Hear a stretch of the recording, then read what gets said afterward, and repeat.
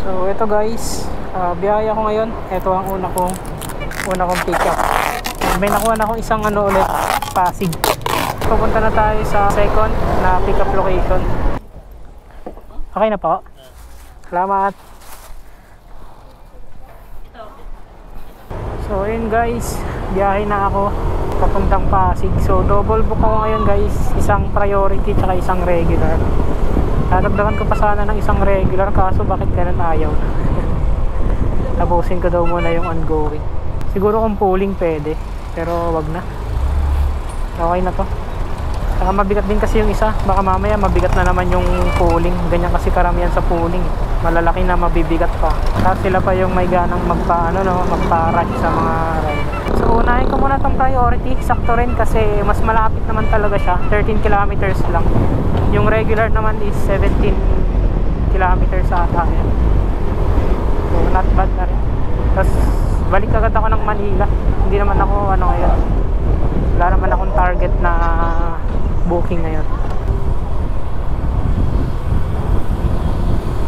Yan po. Hello po. Sir, ikaw yung sa lalabag, sir? Opo. Sir, pwede balikan yung isang item sinaiwan, sir? Walang baka na nakalagay sa plastic mo? Masok ka doon. Wala po eh. Pwede balikan mo dito, sir? Medyo malayo na ako. Sir, okay lang pa-add na lang para mabalikan? Balikan ko pa po ba? Sige po. Wait na yan guys. Mayroon daw nakalimutan, hindi na isama. Pinabalik pa tuloy ako. Hindi pwedeng walang add to. Malayo na ako eh. Nabalik pa ulit ako. Sana hindi magalit yung priority ko. Chinese pa naman yung itong pick up ko. Eh alam mo naman yung mga Chinese, diba? Awit talaga. Hindi tayo papayag na walang add to. Salamat, naiwan.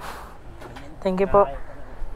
Yun, buti naman at nag-add. And tama lang yung computation ko. Nice. Akala ko hindi mag-a-add eh. Loging-logi ako nang pag di siya mag-a-add. Pero kailangan ko nang madaliin to guys. Dahil kanina pa naghihintay ang aking customer. Medyo natagalan na ako dito.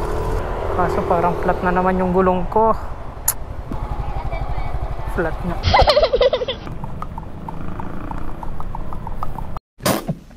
Medyo maraming aberya ngayon ah. Bumalik ako sa customer ko tapos na-flat pa yung gulong.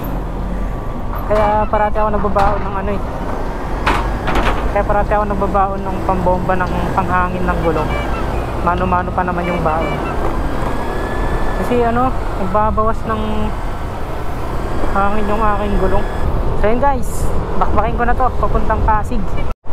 Yun guys, so malapit na ako dito sa aking first drop off, which is ang aking priority. Hopefully hindi galit yung aking customer. Medyo natagalan eh. Yan. So ayan guys, sa drop off ko na yung isang booking. Ayan, di ba? Gumaan agad yung motor ko. May nakakwentuhan pa akong Lalamove rider dyan. Gustong gusto niya raw bumiyahe pag maulan din. Ako rin guys, pag maulan din ako gustong bumiyahe. Kasi parang ang konti lang ng Lalamove rider nun. Tapos napapansin ko mas malaki pa yung fare kapag ganong maulan. Kaya ganong araw din yung gustong gusto kong biyahe. Yung kala mo uulan ganyan. Wag naman yung bumabagyo na kasi baka na yung mga kalsada nun. Kahit na maraming booking nun, di ka rin naman makakapag ng maayos kasi talagay mo pa sa alanganin yung ng motor mo kasi malalalim ang baha sa Manila guys. Kaya yung saktong ulan lang, yung hindi naman magdudulot ng baha. Kwento niya sa akin 1.7 daw yung kinita niya nung Sabado nung medyo maulan. 13 bookings daw. Eh ako kasi nasa lang bookings ko 6 ganyan. Kada bumabiyaya ko nakaka-6 lang ako. Baka ngayon 4 lang. Bale biyaya ko Pasig ganyan, tapos babalik ulit ako ng Manila. So ayun, 6 kilometers makakapunta na ako sa aking second na booking. Ayun, meron pa akong na-receive na tip dun sa aking customer kanina. 220 plus lang yung yung pamasahe, pero ginawa niyang 250. Sarap pag may mga ganong tip, no? So ayun guys, na-pick up na ako. Double book ulit pabalik ng Maynila. Kaso itong na-pick up ko is dito sa may Antipolo.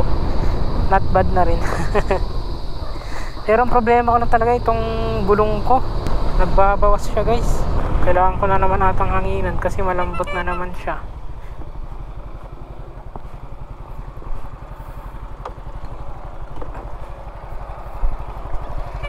Yun, lambot nga ulit.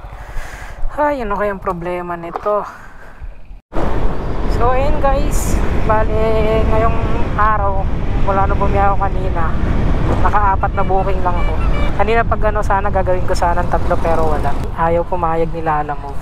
Ang laki pa ng space nung ano ko eh, laki pa ng space nung motor ko kasi maliliit lang yung mga dinala ko kanina. So hindi ko rin alam kung magkano ako kasi ngayon yung pangatlo meron na namang tip. I mean itong pang-4, itong huling booking ko, meron na naman siyang tip guys. Hindi pa ako pagod, hindi pa ako gaanong pagod ngayon. Ewan ko lang maya maya kapag napasabak na ako sa traffic, kasi sobrang traffic na pag ganitong pauwi na rush hour.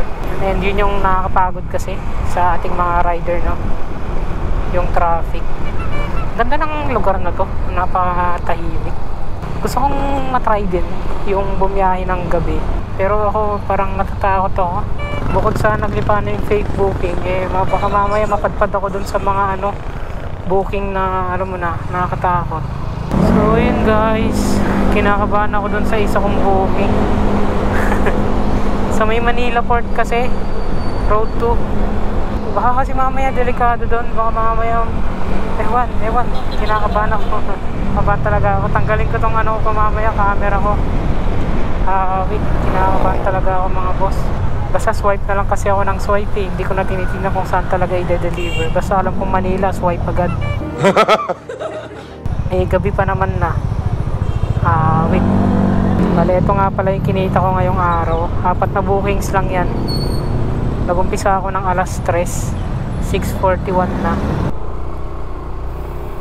Yun. So, ayun guys, na-deliver ko na ang aking ang aking huling booking dito sa may Road 2. Manila Port. Lang yung tropa kong yun. Pinakabakaba pa ako. Sabi niya delikado daw doon, ganito ganyan. Tinanggal ko pa yung ano ko guys, itong camera ko. Tinanggal ko pa tong camera ko kasi sabi niya marami daw hold upper doon. So ayan guys, maraming salamat kung umabot man kayo sa part ng video na to. Sana wag niyong kalimutang mag-like at pa-subscribe na rin guys ito sa aking YouTube channel. Hanggang sa muli guys. Peace out. I know you told your friend you're not okay, and tell me what's wrong and why you never said you felt that way. Guess you're trying to stay strong and